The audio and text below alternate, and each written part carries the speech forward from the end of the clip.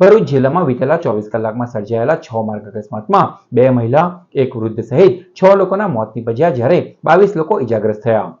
પ્રાપ્ત માહિતી અનુસાર વાલિયાના કોણ ગામ નજીક જોણીતા મંદિર પાસે સર્જાયેલ અકસ્માતમાં ટેન્કર ચાલકે અચાનક બ્રેક મારતા ઇકો કાર પાછળ ઘૂસી ગઈ હતી. ભાવનગરના 23 વર્ષીય મેહુલ બાવળિયા લગ્ન માટે છોકરી જોવા નેત્રંગના મોવી ગામ આવ્યો હતો.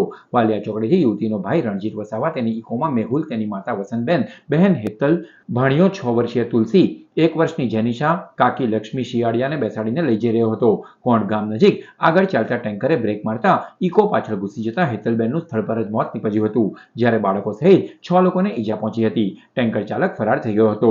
અન્ય અકસ્માતમાં નબીપુર નજીક લુવારા પાટિયા પાસે મધ્યપ્રદેશથી સુરત જતા મજૂરોને બોલેરો પલટી મારી ગઈ હતી. બોલેરો ચાલક ડાયવર્ઝન જોઈ નહીં શકતા અચાનક ટર્ન લેતા અકસ્માત સર્જાયો હતો, જેમાં 31 વર્ષીય કસના ખરાડીનું સ્થળ પર જ મોત નીપજ્યું હતું, જ્યારે તેમના ભાઈ દરુ ખરાડી, છેતુ મેડા, બાપુ બાબોર, અર્જુન બાબરિયા, મમતા બારિયા અને ચાલક રણજીતને ઈજાઓ પહોંચી હતી.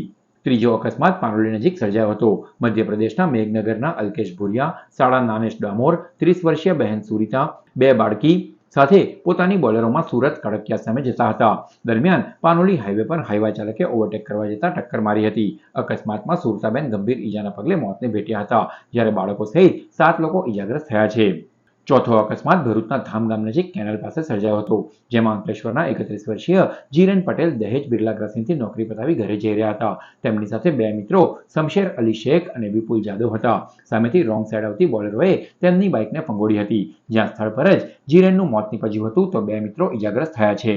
અકસ્માતની 5મી ઘટના દહેજ મરીન પોલીસના લખીગામ ખાતે સર્જાઈ હતી. વાગરાના લુવારા ગામે રહેતા 71 વર્ષીય ઠાકોરભાઈ ટેલર નિત્યક્રમ મુજબ બિલબાઈ મંદિરે દર્શને ગયા હતા. દર્શન કરી બાઇક પર તેઓ ગંધારથી પરત આવી રહ્યા હતા, ત્યારે લખીગામ રિલાયન્સ સર્કલ પાસે ઇકો ચાલકે તેમને ટક્કર મારી હતી. ભરૂચ બાદ વડોદરા સારવાર વેળા તેઓનું નિધન થયું હતું. દહેજ પોલીસ મથકે નોંધાયેલ છઠ્ઠા અકસ્માતમાં અક્ષર ઓક્સિજન કંપનીના હેલ્પર રાકેશ રાજામણીનો અજાણ્યો વાહન કચડીને ફરાર થઈ ગયો હતો. હેલ્પર જીએસસીએલ ચોકડીથી ચાલતો જતો હતો ત્યારે આ ઘટના બની હતી.